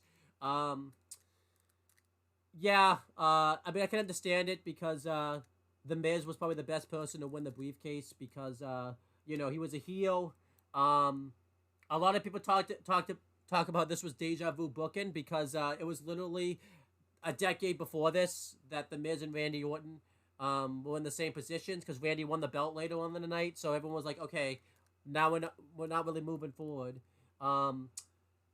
He always lost as a briefcase holder. He never even interacted with any of the main event guys, and if he did, he always lost. I think I remember there was like a 2-on-1 handicap match where him and Morrison faced McIntyre, and they got fucking jobbed out. Like, what a great way to put over your contract holder. Great. Do you remember there's like a thing at TLC where like Morrison cashes in for him and he loses, but then like they're like, oh yeah, that doesn't count. Never mind, doesn't count. You didn't cash in. It was like they went through like a lame loop. That doesn't count. Yeah, sorry, that doesn't count. Big deal. Get over it. And then it doesn't count. He cashed. Fuck you. It doesn't count. And then he cashed in on Drew at Elimination Chamber after like Lashley beat him up and everything like that. And the only reason he was champion was because they didn't want Lashley to beat Drew, so that they had the Miz basically be a placeholder champion, so Lashley could beat him, and then they just did Drew versus Lashley at WrestleMania. Like, this is trash. This is terrible. Like, why would you do? Why? What was the? What a waste of a Money in the Bank we got in 2020. What a waste of time that ended up being. So honestly, because of that, I might put Asuka in the fucking trash because they fucking wasted the briefcase both times. So, yeah, I'm putting Miz in the trash. Where are you putting the Miz? Yeah, yeah, trash. Then we have Nikki ASH. Trash. You know, she just rebranded with this gimmick, and she won the briefcase. The way they win the briefcase was really cool. Like, everyone was struggling to get the briefcase, and she just goes up and gets it. I think that's pretty funny. I'll give it right. She had great patience, though. She waited. She didn't do it the same night. She did it the next day. Yeah, what great patience you have. Yeah. She won the championship, had a triple threat match with Rhea and Charlotte, lost the match, and then they just went right. She got demoted directly to the tag division. I might put this in trash. She wasn't elevated from winning the briefcase. Her main event run lasted like a month, if you even want to call it a main event one. So I'm putting this in trash. Would you put Nikki ASH? Yeah, I agree. Same thing. Wow. Remember we talked about earlier, like how the briefcase like visually fills it out. The last like 3 went in the fucking trash, and then before that no one's gone into good since fucking Dean Ambrose. No one's gone in the good category since Dean Ambrose. I just want to make sure you point that out. But don't worry, it's gonna be all better. We'll talk about this one. Why don't you talk about Big E's time with the briefcase? Big E's time with the briefcase was pretty awesome. He held it for a while, and then he cashed in on an episode of Monday Night Raw. He ended up moving to Raw with the briefcase, and I think it was his first night on Raw. He took advantage of a beaten down, limping Bobby Lashley. Yeah. Cashed in the Money in the Bank briefcase, hit him a big ending, and won the match. It was a very awesome moment because, you know, Big E was never seen as like a main event guy, and now here he is, thrusted in the main event spotlight without the New Day for the first time in his career, and I think he flourished in that role. Yeah, definitely. He held it for he only held it for 110 days, which doesn't seem like a long time. But yeah, it was a very cathartic moment. Like, he, you know, broke away from the New Day, and neither of them turned on it. It was like a mutual benefiting, a parting of ways. Kofi and Woods became a tag team, and E went on to become the single star on different brands, and we kind of had like a little bit of a reunion before Big E tragically had his career ended due to a neck injury. It looks like he's never going to come back from that. Yeah. Even though he's been cleared to do certain things, I don't think wrestling in the future. He's doing a lot of coaching now, scouting, that type of stuff. But I don't think he's ever getting back in the ring again, which is a shame because he was truly one of the most talented people on the roster. Had an incredible career, both as a tag team specialist and as a solo guy. Nothing but love for him. But yeah, his title reign was pretty awesome. And of course it was ended by Brock Lesnar. Because why wouldn't it be at day one? It only lasted 10 days. Yeah, overall, you know, the fact that Big E won the contract was pretty cool. It was really over too because this was, well, it wasn't the first event, but it was like the first big significant thing that happened when the crowds came back. And it was really nice then that they actually gave the fans what they wanted, especially too because it was more over because it was the first like big show with crowds back. I don't think he did a lot with the briefcase. I think he had like a few with Baron Corbin when he tried to steal his briefcase from him, which was pretty funny. Um, his cash in was pretty solid. The only thing that sucks is they told us about it pretty much. They said he was there, so it would have been better if it had been a surprise, but whatever. Um, you know, his title reign, I think, could have been better, but it was still like fairly solid. He had a really good match with Drew McIntyre for the belt, and then he had the good cage match with Lashley. Um, I think it fills it out very quickly, but it's still cool that he was champion. And I'm really not gonna spend the energy complaining about his title reign and stuff like that because Big E's not spending the energy. So why should I? If he's happy with how his title reign ended, I'm not gonna like fucking be mad about it because if it's at the end of the day, it's about him, not about me. Um, but I'm gonna put it in the good category. I would have preferred to cash in the briefcase fairly in the match. Not and like announce it ahead of time instead of taking advantage of someone while they're injured. But overall, it was still awesome that he became the champion. So I'm putting this, and I feel like too, it really wasn't planned when he cashed in. It kind of felt like Vince you know, kind of felt like Vince was worried about the ratings a little bit, so he kind of panicked a little bit. So I'll put this in the good. I'll still put it in the good category though. It's good stuff. We joke about this one all the time, so I figured I'll let you. I'll let you Yeah, joke some more. I agree. We got Liv Morgan in 2022. You want to get some jokes out there because we joke about this cash in all the time. Okay, so Liv cashes in, and it's fucking terrible. It's fucking awful. Yeah. And it just made her look weak, and she was really not that good of a champion. Um, but,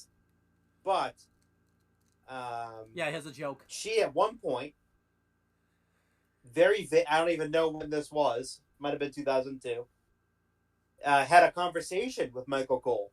Pretty sure she fucking made this up in her head. Instead of Michael Cole, because that just seems so unrealistic. This would even happen.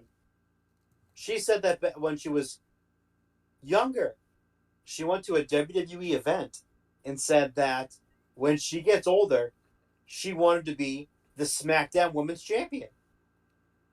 And if you go back in time and watch wrestling from 2002 onward, in 2002 and 2003, there was no SmackDown Women's Championship. So I don't know what the fuck did she make it up? Like, did she go up to Michael Cole and be like, "Hey, in 2022, I'm going to be the SmackDown Women's Champion"? And he looked at her like, "What the fuck are you talking about? Because that doesn't exist." I thought that was the stupidest thing I've ever heard in my life. It's like they're trying to rewrite history. You can't fucking rewrite history when it's very much in your history that there was no SmackDown Women's Championship until until 2016 or whatever the second brand split was. There was no championship for the women. That's when they made the SmackDown Women's Championship. There was no women's championship from fucking 2000 from 1999 until 2016. There was no championship for the woman to fight for. You're stupid. There's other. There was none. But yeah, there's other bad things. This is like when Chris and I finally noticed, like, wow, women just don't have patience when it comes to cashing in the briefcase. They just fucking throw it away that night. It's like Vince didn't want to have two briefcase holders at once, so like he would always fuck off one of them before and then just focus on a different one. Because if you ever noticed, like there's never a time where both briefcase holders hold the briefcase for a significant time. It's always one of them, never both of them. And then the way she cashes in is really bad. She cashed in on Ronda Rousey, who was hurt, had a leg injury, and she was a fucking babyface somehow. And then the way she wins it off a fucking like Ronda pretty much was beating her handily, and then she won it off a roll up. It's like, wow, that actually looked weak. Like I think you wonder like why are people turning on Liv Morgan? They're pushing. I was like, well, when you do stupid shit like that, that's no wonder why people are turning on you because you look weak. Look weak as a champion. This is trash. It's terrible, terrible contract order. And then here's another one that we thought was terrible right when it happened. We have Theory. Why don't you talk about Theory's time with the because this was bad. Um, yeah, just not good. He held it for a long time. Um, and he held it for 100, almost 130 days. Um, and in that time period, he changed his name back to Austin Theory after being just Theory. He is Yep. just a theory. Um, but yeah, he ended up. At first, it was like, why the fuck did he win it? Like, it didn't even make any sense. Yeah, but And then he wasn't even in the match too. But he he, was because put. there was so many more people that were fucking determined. Yeah. He was just put in because it was during the angle where Vince had a hard on for him. Yep. And he held it so long it became a running joke. Again, like the thing with Seth wasn't like it was like a running joke. It was like it was taken serious. This wasn't. Everyone's like, oh, he's just not going to cash it in. The expiration is going to happen. He's not going to cash it in. Oh, he did. He cashed it in, all right. Just not for a WWE champ. Not for a main championship match. Yep. You know what it was for? The fucking United States Championship. Because there was a little loophole in the contract that said that he could cash in on any championship that he wanted, and he chose the United States Championship. And guess what? He fucking lost. So there you go. Lost. Unsuccessful. Yeah, it would have been one thing. Like he's like, okay, that's smart. You know, this is something new. But then he lost, and then he won the belt a few weeks later anyway. So why not just have him win the belt in the cash in? Like, what the fuck was that? Like, this was also a bad time It when didn't he won. make any sense. Yeah, this was also a bad time because when he won the contract, in between that, because I don't know what was the original plan for him, but then obviously Vince got outed, and Triple H took over, and obviously as you could tell, you know, Theory wasn't a Triple H guy; he was more of a Vince guy. So you could kind of tell the writing was on the wall that Triple H wasn't going to push like Theory. Um, Theory's recovered from this fairly okay. You know, he beat John Cena at WrestleMania. He's the tag team champions now and stuff. It looks like he's gonna be. It looks like he's going babyface soon. But this Money in the Bank like win and stuff was just trash. Really bad, not good. Then we have Damian Priest, the most recent men's Money in the Bank winner. Um, Overall, you know, the match he wanted in was pretty good. Chris and I were very kind of critiqued this a little bit, because we wanted LA Knight to win the Money in the Bank win. You know, this was when LA Knight was like super over. I mean, he still is super over, but like this is when he was getting like super over. Everybody wanted to see him break out. I still think he should have won the briefcase. I still think that would have been awesome. I think he bounced back from it.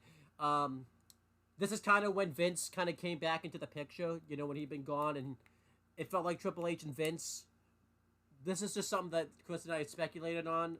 Were butting heads about who they wanted to win the briefcase. Vince wanted Logan Paul. Triple H wanted LA Knight, and it felt like Damian Priest was the middleman, kind of, in terms of like, you know, they both liked Damian Priest, so they just kind of went with him to win the briefcase. And overall, it kind of made sense anyways, because he was kind of being pushed into the main event level. He just made event he just had a main event style match at Backlash with Bad Bunny, so you could kind of see that he was going to be pushed to the world title picture anyways. And he had a so-so one with the briefcase. You know, he teased his cash in a lot and stuff, you know, in good ways. You know, he teased it at in War Games, which was cool. Like, he was going to do it during the War Games match. He teased it at day one and stuff.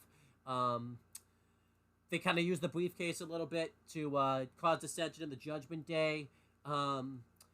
He got his own custom briefcase, which is pretty cool. The only thing that sucked about his run is sometimes you forgot he even had the briefcase, because during this time, Finn and Damian won the tag titles, and they were just kind of doing tag stuff for a little bit. You kind of forgot that he even had the briefcase. It got to a point where you didn't even think he was going to cash in successfully, or if he was, he'd just win the belt quickly and then lose it. Because there were so many guys in the main event scene that you just didn't really know, because, you know, Seth was world champion. Drew was got to go on his heel run. CM Punk could come back, and that's when we were kind of like, okay, how are we gonna fit this cash in? He couldn't cash in really on Roman because like Cody needed to beat him. I actually thought he was going to lose the briefcase to Cody. Like, that's how Cody was going to finish the story. Cody was going to beat him for the briefcase and then announce he's going to cash it in type of thing. But then he actually did cash it in, and honestly, it took a lot of shit kind of going on for it to kind of work because CM Punk got injured, and him and Drew were kind of feuding a little bit, and Drew won the World Heavyweight Championship, and he was so focused on Punk that Punk fucked him over and beat him up, and it allowed Damian Priest to cash it in. Like, his cash in is awesome. His cash in has, it elevated the CM Punk Drew McIntyre feud. It instantly made him feel like a big deal. And overall, I think he's been a pretty good world champion. Not a great one right now, but he's had some good matches with Jey Uso. The stuff he did with Drew McIntyre was pretty good. The Dissension of Judgment Day has still been very good. And it looks like he's going to turn babyface soon, I think. Either he's turning babyface or what? Because now this is at the time of recording this. They just added a stipulation where if he loses the World Heavyweight Championship to Seth Rollins, he's out of Judgment Day, and it looks like they could just. It's obvious that Damian's gonna win because obviously Seth's whole stipulations he can't challenge for the world title, and it looks like Gunther's going to get the title anyway, so that stipulation just becomes null and void in a month. But with what they've been doing with Judgment Day, Damian Priest could very well lose at Money in the Bank because there's been some dissension going on between Damian Priest and Judgment Day. I think his run with the briefcase wasn't as bad as some of the others. It could have been better, but his cash-in really puts this up into the great category. I think this honestly is kind of the moment where the Money in the Bank truly became saved. We went through all these bad ones that just happened recently and everything like that into average ones, but this just showed that Triple H brought the value back into the Money in the Bank briefcase. Where would you put Damian Priest's Money in the Bank one? I'm going to put that right into the great category. Yep, I agree. Great. He kind of got lost a little bit, but the cash in was awesome. It really was. And then we have the last one, Io Sky. She won it later in the night. It was awesome when she won it because it was somebody everybody had wanted to win the Money in the Bank briefcase. She won it really cool too, where she handcuffed. I think it was Becky and Bayley to the ladder, and then went up and grabbed it. So she won it in a very smart way. She didn't do it the same day. She waited like a month, which is good. Good patience. Her cash in was cool. Not Io Sky. I almost said Io Sky was her, so it allowed Io Sky. She cashed in on herself. That makes sense. So. But, she cashed in on Ninja Bianca Belair and, cashed in the briefcase and won it. Her title win was really cool. And she was a good champion, I thought. She faced about everyone on SmackDown. It kind of caused the dissension of Damage Control, at least the version that Bayley ran and everything like that. It caused Bayley to get kicked out. I don't think the briefcase necessarily elevated her. It just kind of feels like she's in the same spot. But I'll put a Money in the Bank run and stuff in the good category. I thought she was a good Money in the Bank holder. Where would you put Io Sky's? It's good. It's good. It's good. It is good. At least so. Now you guys, let's just point this out. Now you guys can kind of see what we're talking about, where the Money in the Bank pivoted. Because how many did we put into trash and average, like in a row, before we got to like Big E and before we got to like Damian Priest and Eos? A lot went in that fucking trash. So it was really bad for a while. But we gotta go through at the end. We gotta go through each tier and decide what's better or worse. Where do you want to start? I guess we'll start with the average first, because I know usually, and I think we said from left to right, left's trash and right's the best. I think that's how we decided we were going to do that. Yeah. So, is Kane's Money in the Bank win, Chris? Is his run with the briefcase, is that better or worse than Carmella's second one? I would say better, but do you think it's better or worse? Yeah, it's better. Okay, so we gotta move it. Gonna move Kane. Is it better than Alexa Bliss's run with the briefcase? No. Okay, I would say it is, because I feel like Alexa's was kind of Kane's had more of a storyline purpose to it than Alexis did, so I would say it is. Yeah, we'll push it up. Yeah. Okay. Is Kane's better than Bailey's? Bailey's the one night cash in, so no. I think that kind of like So is Kane's. for me that kind of super.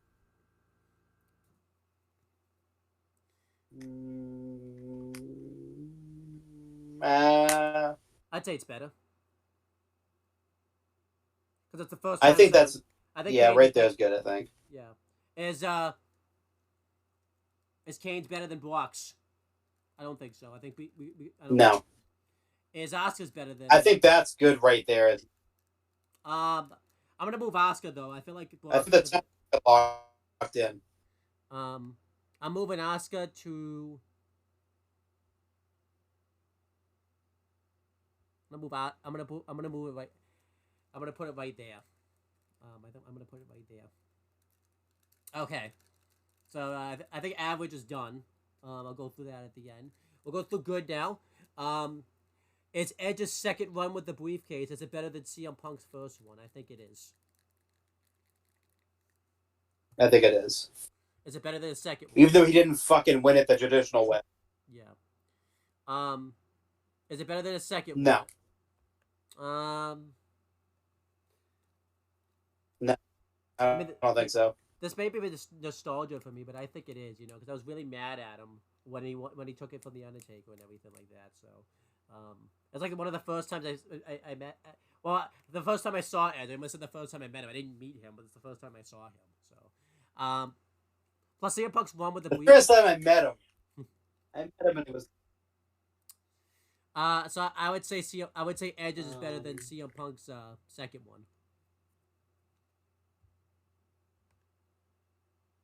Yeah. Is it better than the Miz's? Is it better than the Miz's first one? I don't think so. Yeah.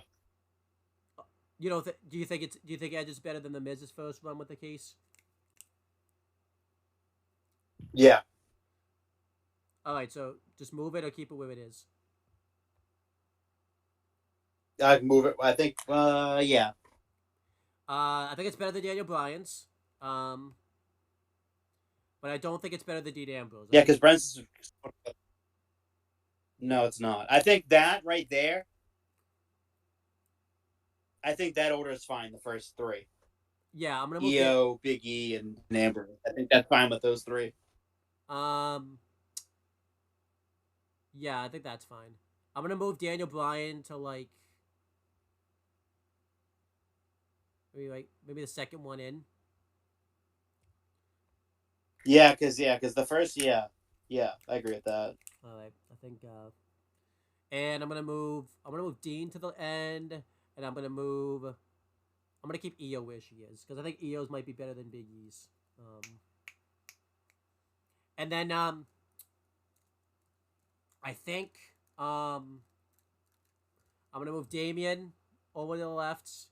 I'm really flexible. It's you have final call. Is RVD's better than Randy Orton's? Because we got great thins out of both ends, but it just depends on. Because Randy Orton, we got the Daniel Bryan wrestling. And I think Randy's is staying there. I think Randy's the best of the grades. Yeah. Yeah, that's fine the way it is right there. What do you want to do next? Hall of Fame or trash? Let's do trash because we should end it on a positive note. Okay. All right. So I think Jack Swagger's is worse than Mr. Kennedy's. I think Jack Swagger's is worse than Mr. Kennedy's. Yeah. He's going right there. I think Del Rio's is worse than Mr. Kennedy's. I think John Cena's is worse than Mr. Kennedy's. Yeah, I don't think Kennedy should go really any higher because he didn't actually do anything with it. Remember the he just lost. Yeah, remember the right's the right's the best. The right side is the best. So Sandow, I think is worse than Kennedy's. I think Sheamus is worse than Kennedy's. Carmelo's first one is worse than Kennedy's. Baron Corbin's is worse than Kennedy's. Braun Strowman's is worse than Kennedy's. Um, I'd say Otis is worse than Kennedy's because Kennedy got injured. So the Miz is worse than Kennedy's, and Do you think? Do you think he's the best of the worst in terms of the fact that he yeah, didn't? yeah, because he got kind of He fucked up. only lost because he was injured. Yeah, because yeah. That's an easier way to put that. Yeah. So now we gotta decide. I think is Jack Swagger's worse than Del? I think Del Rio's might be worse than Jack Swagger's. Um, even though Swagger might be the worst, but I think Del Rio caused a big snowball effect with CM Punk, not getting the sub of Punk earlier than we did and everything. Yeah. And I think Cena's might be worse than Swagger's. Because Cena's didn't even need to happen. Cena's the only reason why he's remembered as being Money in the Bank is because of all the memes. Okay. I think is Cena better than Sandow? Cena's probably better than Sandow.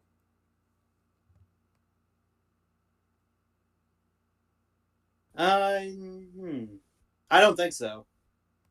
Okay, we'll keep Cena where he is. I think because Sandow, at least he had a decent run with it.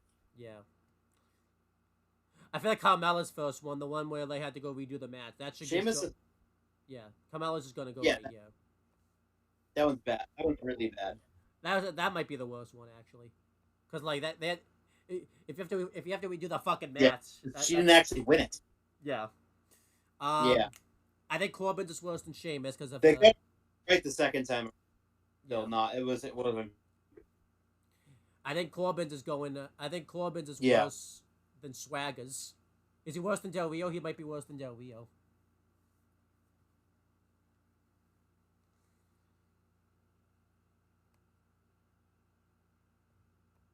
Yeah, it's pretty bad.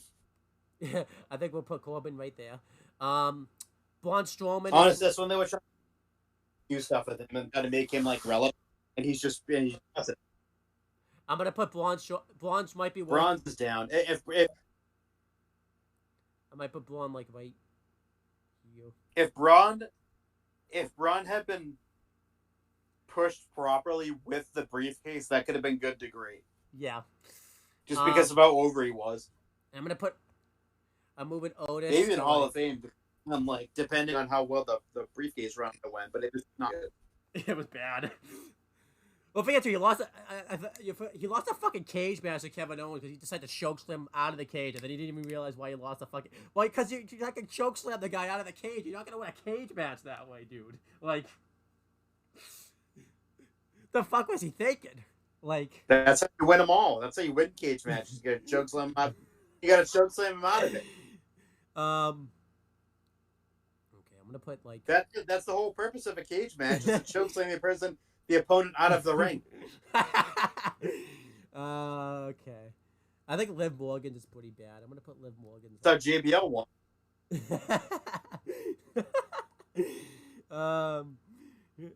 JBL literally won the barbed wire steel cage match because Big Show shook him through the ring and he fell out of it and rolled out. He did. And won. But Braun Strowman thought he could just get away with it.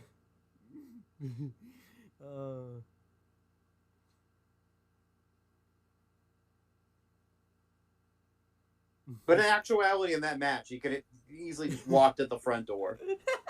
He decided literally could have just walked out the door. Instead, they made a big deal about it. He took his time leaving too. All right, so this is how I'm gonna go through this again later, but from worst to best, worst is Carmella's first one, then Baron Corbin's, Braun Strowman, Alberto Del Rio's, Jack Swagger's, Otis Theory / Austin Theory, John Cena, Damian Sandow, Sheamus, The Miz, Liv Morgan, Nikki SH, and then SmackDown Women's Champion Liv Morgan. I actually forgot. Childhood SmackDown Women's Champion Liv Morgan. I actually forgot what Liv Morgan's name was for a second there. I was like, is that Naomi? Is that Carmella? Who is that? I forgot who she was. I guess that picture's not really the best. You can't really determine who it is. Yeah, but I can't even see. Are you cool with that order? I was like, I was like, what generic blonde is that? I was like, oh, it's Liv. Are you cool with that order though, or do you want to? That's childhood SmackDown Women's Champion Liv Morgan. Are you cool with that order though, or do you want me to change it? Yeah, that's good. Okay. Don't you better put respect on SmackDown Women's Champion as a child, Liv Morgan. I think that it a Hall of Fame. It's from worst to best. It goes Dolph first, and then is it Edge then Seth? I'm really fine with either one. I think Seth might be the best one just because his cash in was awesome. He had a really I think Seth because it was the first mid match cash in. First WrestleMania cash. I don't know if you said that, but first WrestleMania cash in too. Like, all right, so I think I'm gonna Nuts. go. It was. I'm gonna go through this again then. So this is from worst to best. Under trash is we have Carmella's first one, then Baron Corbin, Braun Strowman, Alberto Del Rio, Jack Swagger, Otis, Theory / Austin Theory, John Cena, Damian Sandow, Sheamus, The Miz, Liv Morgan, Nikki ASH, and then Mr. Kennedy. Are you cool with all of that? Yeah. And then under average from worst to best, we have Carmella's second one, Alexa Bliss, Bayley, Asuka, Kane, and then Brock Lesnar. Yeah. And then under good, we have CM Punk's first one, Daniel Bryan, CM Punk's second one, The Miz, Edge, Big E, Io Sky, and then Dean Ambrose. That is good. And then under great, we have Damien. I almost said Damian Sandow, but it's Damian Priest. Damian Sandow, baby. Let's go, Sandow. I guess Damian Sandow's tall now, and he's gothic now too. I guess Damian Sandow's he's tall, gothic, and Puerto Rican, and he's the leader of the Judgment Day now too. I guess so. No, but it's under great. It's Damian. I almost did it again. Yes. Under great is Damian Priest now. So wait, is that rule where I have to call the rest? Do I have to call Damian Priest Damian Sandow for the rest of my life now, and Damian Sandow Damian Priest? You can call him Damian Priest now. No, but under great we have Damian Priest, Rob Van Dam, and then Randy Orton. That's from worst to best right there. You good with that? Yeah, I agree. And then under Hall of Fame from worst to best, we have Dolph Ziggler, Edge's first one, and then Seth Rollins. Yep, I agree. All right. So that's all agreeable. That's the Money in the Bank tier list. We've done every contract holder. So, yeah. How do you feel about that? We did this. You know, look at them holding that contract. Yeah, they were all holding the contract. Such a contract. Yeah. Who do you think actually hold the contract the best? Like in their hands, made sure like actually hold it the best, not like runs, but actually like hold it in their hands the best. I think Cena is pretty. Pretty. I think that was pretty. That was the this is in my hands. What about who actually who hold it the worst in their hands? Like could have hold it. Needs to hold the contract better. Like hold it terribly. Now for those, should we say Kennedy because he couldn't hold it anymore? So as a funny joke. It's elusive. Yeah. Look at him. It's elusive. Actually, I think I would say Theory and Cena are probably the best. Yeah.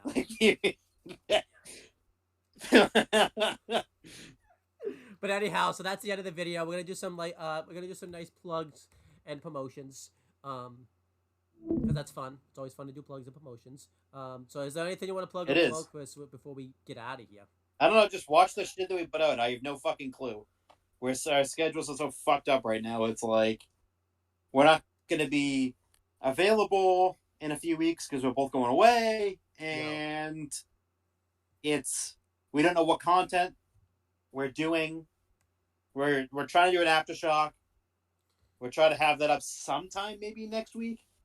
Yeah, maybe the plan is for us to do one Thursday, but knowing what's gonna happen, I have a feeling I'm gonna get a message from Chris like Thursday morning, be like, "Yeah, I can't do the show today." I have a feeling that's totally gonna happen. So, I think we should be good. We should be good.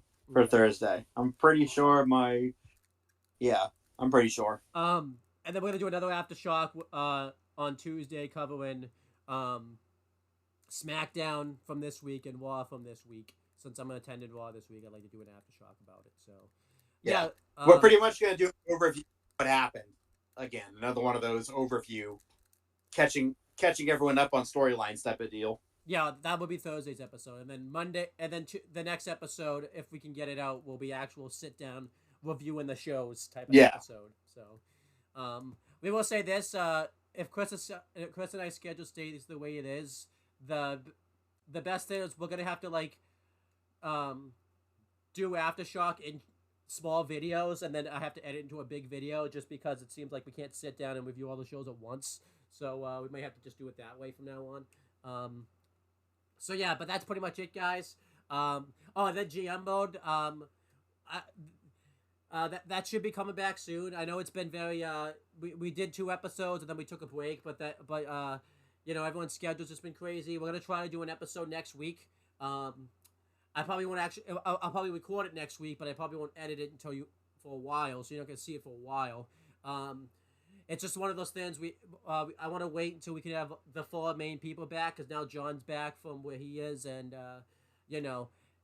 NBA stuff's over and everything. So we're just gonna. It's just a matter of all of us getting together. Once all our trips are over and stuff, I think we'll be able to get GM out more frequently.